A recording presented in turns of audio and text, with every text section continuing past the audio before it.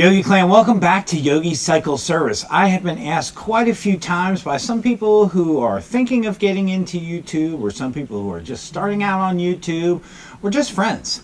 Hey Yogi, what's the equipment you use to record your videos when you're riding or when you do your work in the shop? So I thought I'd do a quick little video and just kind of share some of the things that I use to help make these videos. If you are new to Yogi Cycle Service, I appreciate you stopping by and checking out this video. I ask you to go ahead and take a moment and check out some of the other videos I have on my channel. If you like what you see, go ahead and subscribe. I would appreciate that very much. For returning subscribers, I thank you for coming back again and watching another one of my videos. So let's dig into it. What do we use? What do I use? Maybe we should go back to how the Yogi Cycle Service started. My first few videos were recorded on an iPhone 7, and then I have also an iPad Pro. I would use the iPhone 7 with this little adapter that screws in and out to hold your phone. And this one broke, but I used to use this too. This is just a simple little, it extends out, clips on your phone. You can mount it on a tripod here, or you can mount it on a tripod there. And then I bought just this simple little tripod here. And I bought also this tripod that you see right here. That tripod was like $15. The little mini tripod came as like a kit. I think it was like $10 or $15. I mean, all in to get set up to use my phone and my iPad. And I have an iPad holder around here somewhere. Actually, this right here. So this expands, and you can fit your iPad in there. And I had it connected to a base. I can record video with my iPad and use this. So that was kind of really how I started off, getting everything going. Cheap, easy, and it works. You know, iPhone 7 worked great for recording video. The problem that I had with using the iPhone and the iPad is that, you know, when you record some of these videos, it's easy to record footage that's 45 minutes to an hour or longer, which you can edit down to like a 6-minute video, but you need that much footage to get a 6-minute video sometimes. And to move the video from an iPhone to my PC of that volume is very difficult. Now, I've subsequently found some programs that will do it for me and help me do that, but just to connect my phone to the computer and try to move a 45-minute video, computer doesn't like it, or the phone doesn't like it. I don't know. One of the two, they're just not compatible. Come April last year, I really, for the Orphan Run, wanted to get a GoPro so I could do a helmet mount. So I went out and got a GoPro 5, and that is right there. Is the GoPro 5. And the GoPro 5, honestly, is what I record most all of my videos with now. The GoPro 5 is what I'm recording this video with right now. And one of the best things I like, now, I know there's the 6, 7, and 8 are out now. When I bought this GoPro 5, I think it was about $150, $175.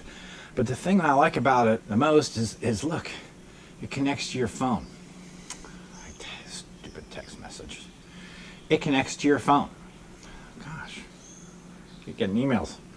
It connects to your phone. So you can preview and see what your video is going to look like while you're doing it to make sure, you know, your frame's set up and everything. It's just a cool feature. It lets you start, stop, and control. It works really well. So with the GoPro, I use that and I mount that to my helmet. So my first helmet, I got this chin mount. This chin mount is about $30 for this chin mount, which is kind of expensive, but you know what? It works really awesome.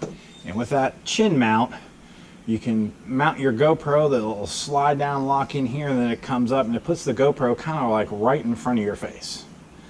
But it keeps the GoPro down right about here, so it's not blocking my field of view, but you are viewing as the viewer what I'm viewing. So in that respect, I really like this as opposed to mounting on the side here. I don't like it mounted on the top. I think it just looks goofy.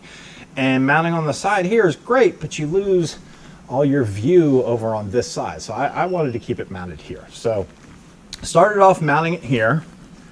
I then got a RAM mount for my handlebars. And I reviewed this about a year ago, and this is one that you can take on and off your handlebars. And that used to hold my phone. I would turn my phone sideways like that, and that way I can use my phone as a second camera on the handlebars to look back at me. But again, limited storage space on your phone, not having any kind of ease of moving video over, I quickly decided that just was not going to work. So about a month ago, I ordered another GoPro-like camera called an Acasco. That camera right there. Very much like a GoPro, almost identical to, like, it's very comparable to a GoPro 5. It does come with this waterproof case. The GoPro 5 itself is waterproof, so you don't need, this would be more like a GoPro like 3 or 4 style using this kind of case. But for this camera, it's the V50X, and it's $100. It does have, just like that, the GoPro 5, it does have the touch screen on the rear. The GoPro syncs to my phone, I believe, with Bluetooth. This can sync to your phone with Wi-Fi. The video seems pretty clear on this. The video seems pretty good. If you've watched my last few videos where I've been riding on my motorcycle, the view looking back at me is done with that camera here. So the first mount to the helmet was the chin mount. Now that I bought a new helmet, so I did a live broadcast with another YouTuber called Dirty D's, and he said, you know, instead of buying this fancy helmet chin mount system, all he uses is a wrist strap that mounts to his helmet. That's what I've been doing since I bought this new helmet. So here, as you have seen before, is the new helmet. Here is a GoPro wrist strap. So that would typically go on your wrist like this. Run this around, link it in. There, you got a GoPro wrist strap, right? So instead, what I do, so I'll put this here, wrap this chin strap around, bring it through here, bring it up inside, and secure it. Now, it does potentially have a little wiggle, but I haven't really found it. If you get it fairly snug, there's not much wiggle in there. I found that works pretty darn good.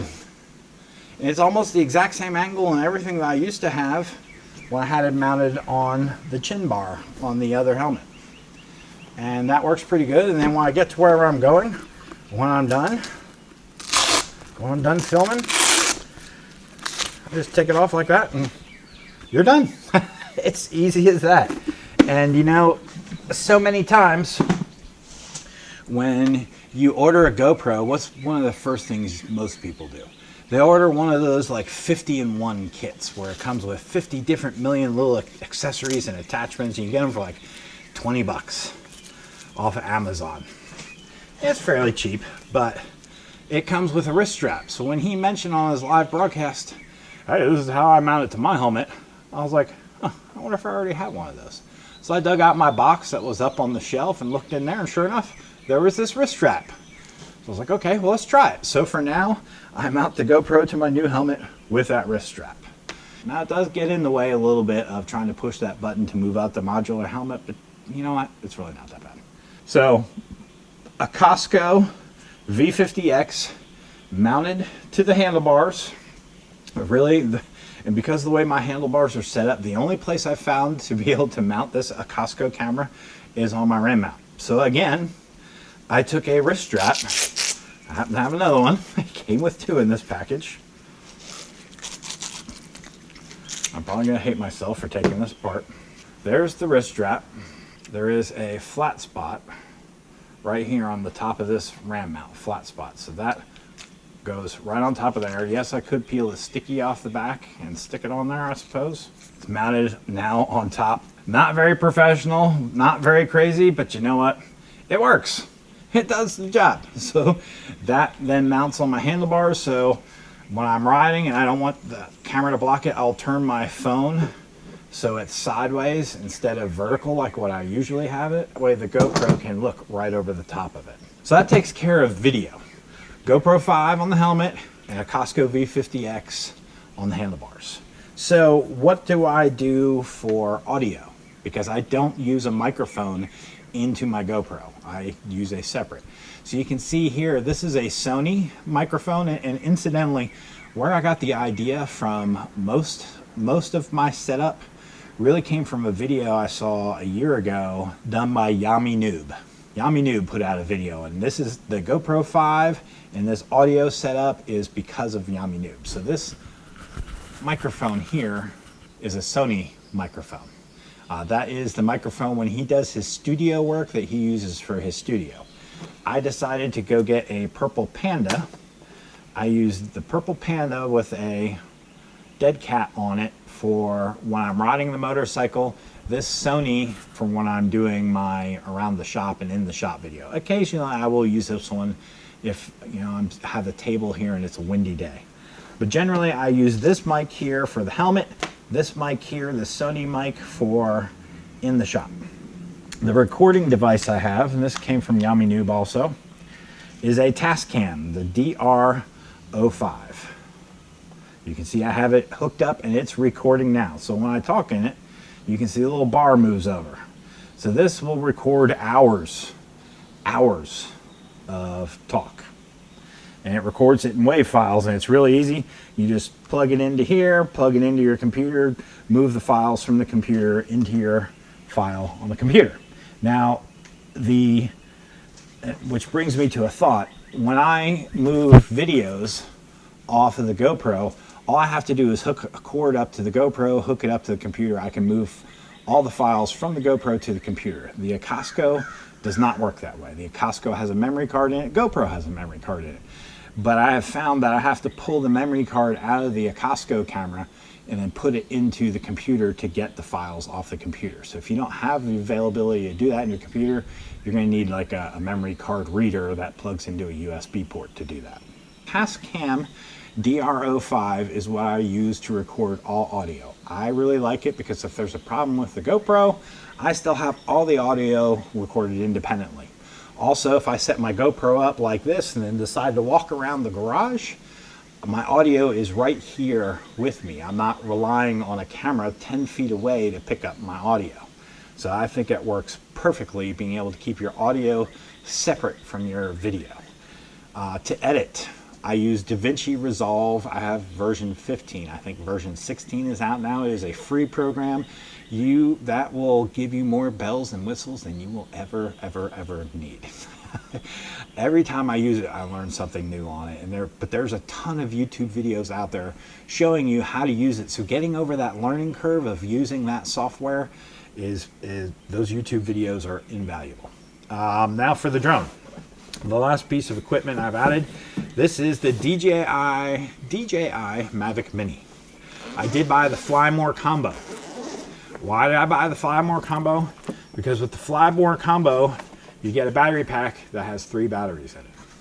This battery pack, you push the button, the little lights light up, and you know exactly how much power is in each battery. Fly More combo also comes with this really cool case. The drone is teeny. That's the drone. I mean, there's my hand, there's the drone. That's how big it is. I have probably 30 to 40 hours on this drone of flight time. I love the thing. It's pretty freaking awesome. You know, even with the arms put out for the props, the thing is still tiny. I mean, look at that, the size of that, tiny. The video footage is incredible though, as you can see from some of my more recent videos. It does have a very small, teeny little camera, but you know what? That thing pans up, it pans down, and it's on a gimbal. You can see it moves. There's image stabilization with it, so you can be flying in high wind, high speeds, doing turns, and that camera is rock solid. So $500 is what this costs with the Fly More combo. Man, let me tell you, it is an easy drone to fly. It is a very fun drone to fly. I am so looking forward to using it. I got it in January of this year. So you've seen I've had a few videos out there with it. My ride for Mark had it in it. The parking lot day training we did the other day in it. I even used it on Easter to film my kids doing Easter egg hunts. I did put that video up, but it is a private video, sorry. But I have used it for quite a few things, and my kids absolutely love it. As a matter of fact, I'm going to throw some footage in right now. My youngest son, Oscar, loves the drone, and he loves standing under it and just standing under it and looking at it because it pushes a lot of wind. down. And when that pushes down, you can see his hair blowing. Oh, it's funny. And then he'll walk after it and try to chase it. You know, I'll fly it a couple feet above his head. And he'll chase it around the yard, then it'll chase him around the yard. We have a lot of fun with it. I mean, when you're stuck in quarantine, what else is there to do? So that's my basic setup between the drone, the Costco V50X, the GoPro 5, the Tascam recorder, the Purple Panda with the dead cat, the wrist strap to hold it to the helmet, the wrist strap to hold the other phone to the RAM mount, and this Sony mic for putting around in the garage. That's my basic setup. You know, occasionally when you see me filming like in first person view, I'll turn my hat around backwards. And I will use just like a forehead mount. So I'm wrenching and filming and you see like my point of view as I'm doing it. I'll mount a GoPro there and do a forehead type mount. And everything rides in this bag. I got this little like prepper bag here, you know, included with a selfie stick with a little GoPro holder on it. Yeah, everything rides in here. So anything I need that I could be used for filming, I'll carry with me in this bag. It fits in the saddlebag real easy, but that's it. That's what I use to film most of my video. So I hope this helps anybody who's looking at getting started in moto vlogging or just getting a YouTube channel up and going on your own. You know, you don't need all this equipment. You don't need to spend $100 on a GoPro or $200 on a GoPro. You just need to use your cell phone or an iPad, get you up and running. It works. That and some decent editing software. If you're on an Apple platform, you can use iMovie and get started with iMovie. Or DaVinci Resolve. It works great, but it may be intimidating to those who are not really good on computers. So there you go, Yogi Clan. I hope this helps. I thank you for watching. I'll catch you on the next one. All right, y'all. Peace.